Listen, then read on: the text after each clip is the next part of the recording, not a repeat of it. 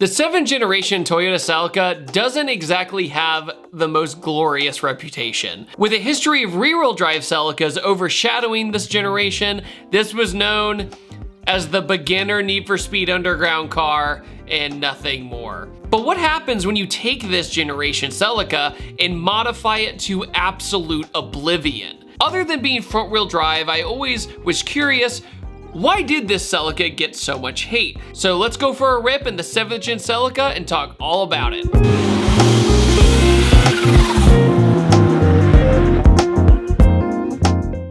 Hey guys, just a quick pause in today's video to thank today's sponsor, DraftKings. And I've teamed up with DraftKings to let you guys know about a $10 million prize pool, which is DraftKings' largest best ball contest ever. Best ball lets DraftKings players score big all season long. Teams are assembled through standard fantasy draft models, and that roster is used for the entire season. That means there's no roster management to worry about. So there's no crossover between teams that you would typically find in DFS contests. And prizes are paid out at the end of the season. To start playing best ball, go ahead and download the DraftKings app. Sign up using the code ThatDudeinBlue, enter DraftKings Best Ball $10 million contest, and draft your team for the season. And each week you'll rack up points from all of your top scorers. So there's no ads, drops, trades, or I should have played him insteads. You'll be able to enjoy the fantasy football action without having to manage your team. And the team with the most points at the end of the season will go home with a $1 million top prize. So what are you waiting for? Head to the DraftKings app and sign up with the code ThatDudeinBlue and start playing best ball today. Only on DraftKings with code ThatDudeinBlue.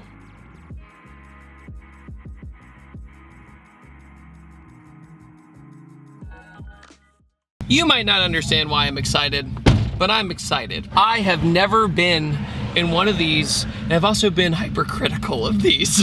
Over the years, I've always said, oh, the Celica, it should never gone front wheel drive. Don't get me wrong, I did drive one that had a Beams motor in it, and it opened my eyes a little bit to be more open-minded about the front wheel drive.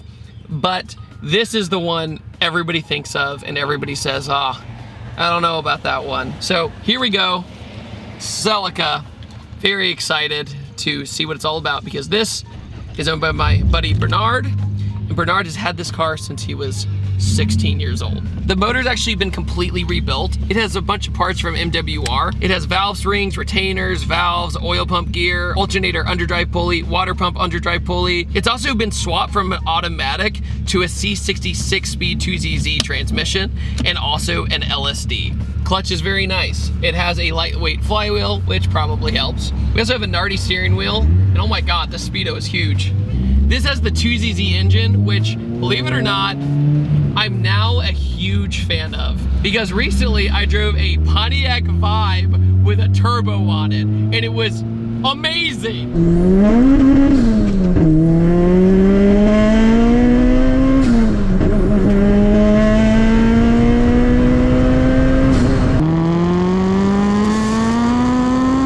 To give you perspective, the Pontiac Vibe was actually a Toyota Matrix reskinned. Honestly, I think a big issue with these cars is they had a bunch of different colors, but this really suits it. This is like a dark purple and it looks really, really good. This car feels like they were going for kind of a futuristic look. The front windshield is massive. Like you can see everything around you. Visibility is very, very good. The Celica has such an interesting legacy because it's probably one of the more experimental cars that Toyota has done. But also people have always compared this car to an Insect. It has that big bug eye, long headlight. It is a very interesting style choice because the front end is very curvy and unique looking, and the rear is kind of boxy. So I always thought that was interesting that it went from like curvy to boxy in the rear. Side note, it was also one of the starter cars on Need for Speed Underground, and that's how I know what it was. Cool. But the 2ZZ engine I think is completely slept on. Toyota 4-cylinders are really cool. I've also driven really fast 3S GTEs as well. But the 2ZZ was used in a whole bunch of stuff, including Lotuses. We also have a blue digital screen on the right for the gas and the coolant temperature. So it's analog on one side, then digital on one side. The dash feels kind of far away from you. The air vents feel very far away from you. Like, look, I still can't touch the air conditioning as I outreach this far. Bernard, who owns this car for as long as he did everything. He did BC Racing coilovers, the rebuild. He did everything to make this car as good as it could get. Also, for an early 2000s car, the materials are actually really good. Toyota always had more robust dashboards than like Nissan and stuff like that. I always remember as a kid thinking this car looked cool, but I never knew how to feel about it 100%. And I think by doing minor things, it really helps this car.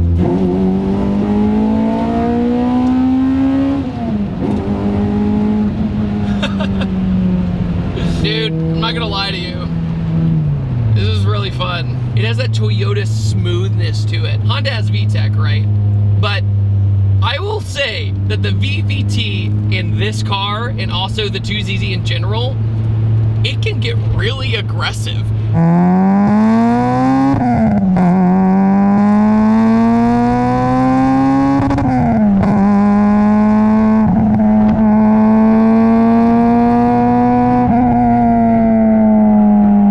Swap this entire interior to the black interior, which is 100% a good move.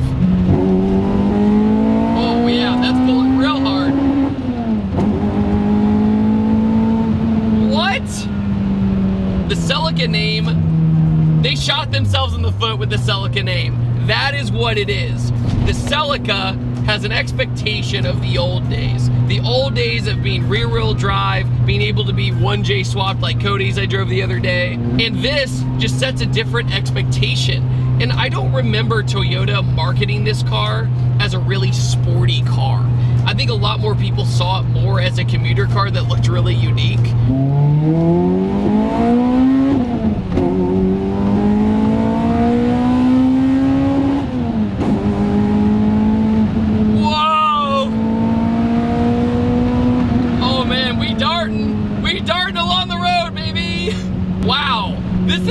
This thing's intense.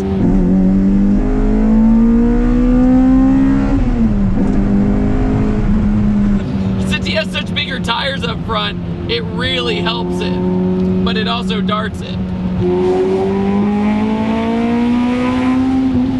Dude, it has VTEC, but more aggressive. More aggressive.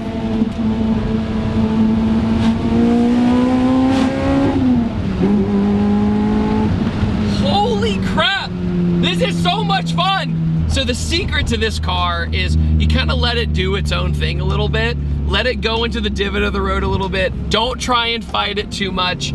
Go along with it. It doesn't have torque steer per se, but due to Bernard's research on making the suspension better, the stiffness better, basically the tire has more surface area and it's getting stuck sometimes.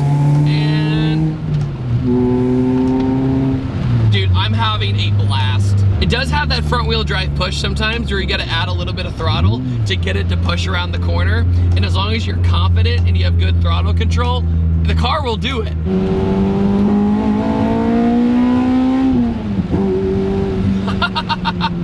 When you go into third every time, you get a big bop every single time. It's like, oh, we're ready for you. I feel so bad. There was a kid in high school I knew who had one of these, and he just wouldn't shut up about it. And I was like, dude, you have a Celica. It's like not that great. And he's like, no, like I promise, it's really good, I promise. I'm like, all right, whatever you say.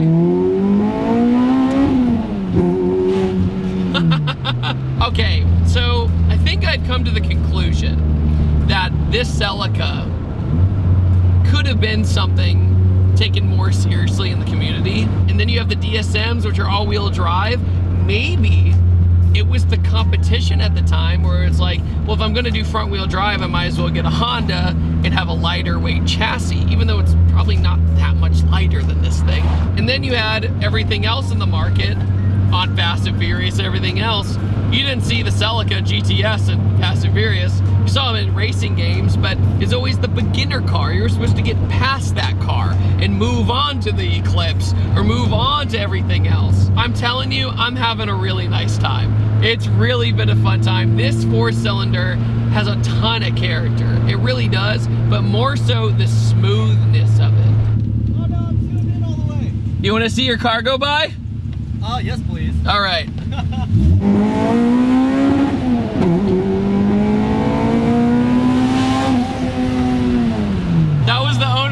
hard in the WRX. All right, early 2000 Celica. When done correctly, I might have been too mean to it. I think I just expected the Celica name to be more beefy than it was. And honestly, this is a very dynamic, it has lots of personality, and it's a silly looking car. So in the end, my conclusion of this car is I was way too hard on these. And you might not understand. And you might not understand it, but now I do. So to all the Celica GTS and front wheel drive Celica owners, I'm sorry. I apologize for ever giving you a hard time. Huge thanks to Bernard for coming out and let me drive his Celica. I had a really wonderful time. I am a 2ZZ believer now, and it has been wonderful. Guys, thank you so much for watching this video. If you're interested, make sure to check out the last video where I drove an 800 horsepower, 3-rotor RX-7. It was absolutely bananas. Along with that, if you'd like to give it a try, I have my own personal detail brand called Patterson Car Care. It is original formulas made right here in the US of A, and especially our wheel cleaner, which is like a cheat code for cleaning wheels. Thank you guys so much once again, and I will see you guys next time. Take it easy.